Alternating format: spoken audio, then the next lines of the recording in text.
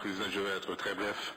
C'était juste pour remercier les différentes délégations qui nous ont accompagnés lors de ce processus de négociation de cette déclaration et qui nous a permis d'arriver à un consensus pour avoir un texte assez consensuel. Et je pense que c'est un très bon signal, un message politique fort de l'Organisation des États américains aux différents acteurs de la politique du processus électoral en Haïti.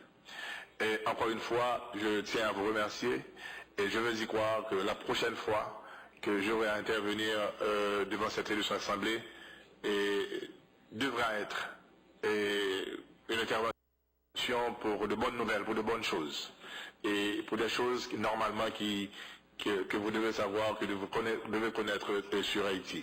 Pas seulement des questions élections électorales, mais quand même pour d'autres choses. Madame la Présidente, je vous remercie infiniment d'avoir permis à ce Conseil d'apprécier et d'adopter cette déclaration.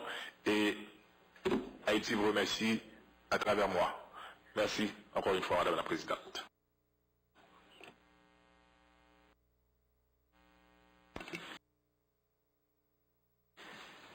Thank you. Merci, Monsieur l'Ambassadeur. Nous allons passer de l'ordre du jour. Il s'agit du processus électoral du prochain secrétaire général. Le secrétaire général lui-même a demandé que ce point soit inscrit à l'ordre du jour. Donc, sans plus tarder, je vais lui donner la parole pour qu'il nous explique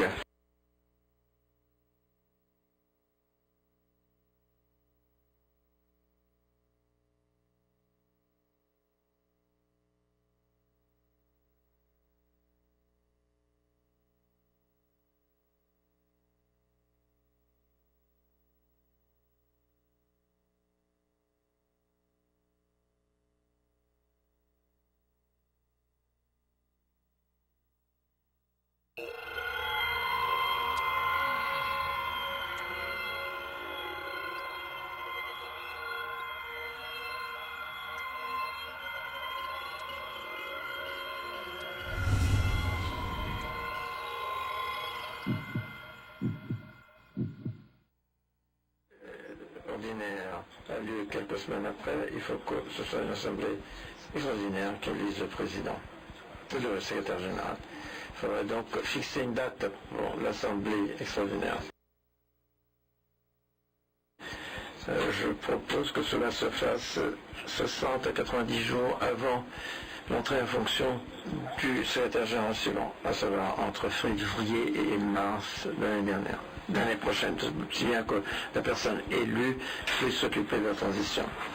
L'autre disposition que nous connaissons, c'est que le candidat ne peut pas avoir la même citoyenneté que moi, il ne peut pas être ressortissant du même pays pour succéder à un autre ressortissant.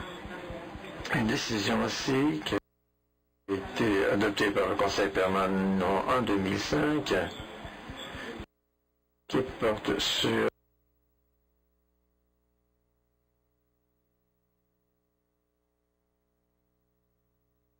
la nécessité d'une présentation au public des candidats au poste de secrétaire général adjoint. Il n'y a pas un débat, mais les candidats doivent se présenter devant le Conseil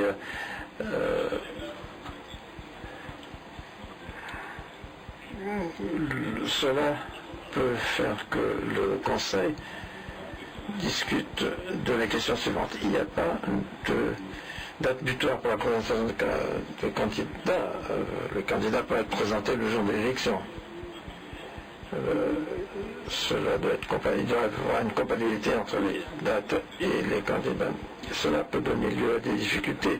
C'est-à-dire que je proposerai que le Conseil suggère une date butoir pour la présentation des candidatures, ne serait-ce que pour leur permettre de se présenter devant le Conseil et de cette façon être cohérent avec les autres normes. Mais cette date sera fixée par le Conseil permanent, non pas par l'Assemblée. Je n'ai pas de date précise, mais bon, que les candidats soient présentés avant le 1er novembre, au 1er décembre, pour qu'il y ait suffisamment de temps pour un débat raisonnable si l'élection se fait au mois de mars.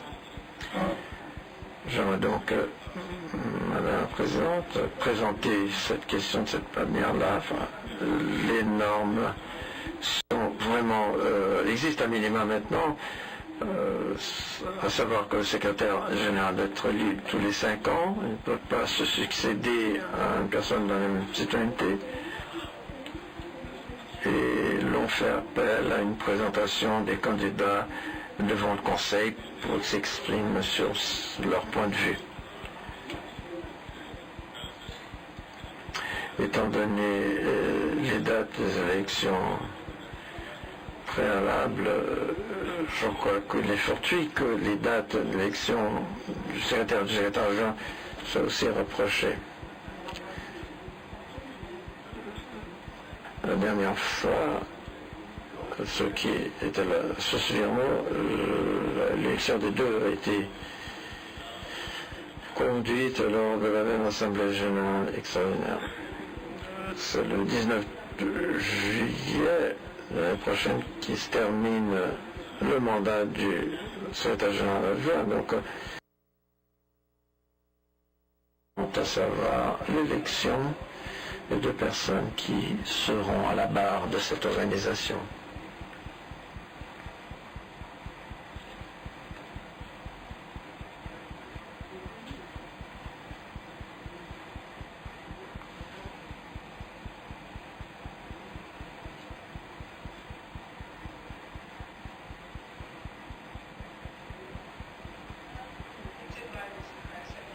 Secrétaire général, les élections seront réalisées en 2015. Et pour nous aider dans ce processus et pour élaborer les recommandations proposées par le secrétariat, par le secrétaire lui-même, le secrétariat a préparé un document de fond qui établit quelles sont les résolutions qui régissent quelques de ces questions. Au fur et à mesure que nous allons délibérer sur la procédure pour l'élection du secrétaire général et du secrétaire général adjoint, le document sera réparti. Ces recommandations seront réparties plus tard dans la journée. Et nous allons nous occuper de cette question, car je crois que nombre d'entre nous vont avoir besoin d'un peu plus de temps pour examiner le règlement, le document de fond qui sera réparti, pour examiner et réfléchir sur les questions figurant dans le document de fond pour pouvoir prendre après une décision sur la procédure électorale pour le secrétaire général et le secrétaire adjoint.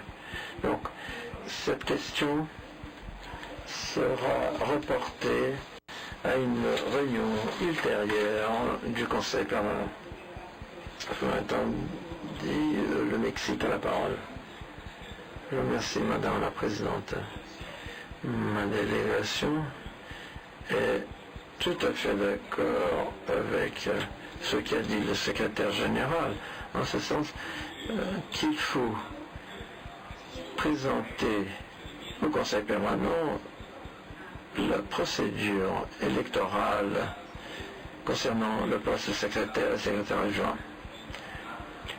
Car la charte de l'organisation et d'autres instruments nous donnent un cadre général pour ce qui concerne, par exemple, la durée du mandat du secrétaire et l'impossibilité d'élire un représentant ressortissant du même pays que le secrétaire précédent. Donc, il résulte qu'il est nécessaire de préciser certaines règles et cela, bien sûr, témoigne de la responsabilité dont nous sommes saisis. Nous devons nous doter d'un processus clair et transparent pour donner certitude à tous les États membres. Sur la charte et le règlement, les États membres doivent définir quelques données sur l'élection, mais il y a encore une certaine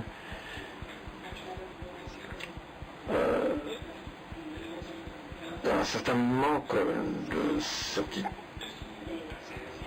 d'informations sur, par exemple, les dates représentatives de la préfecture, la possibilité de donner aux candidats la possibilité de présenter au Conseil permanent un programme.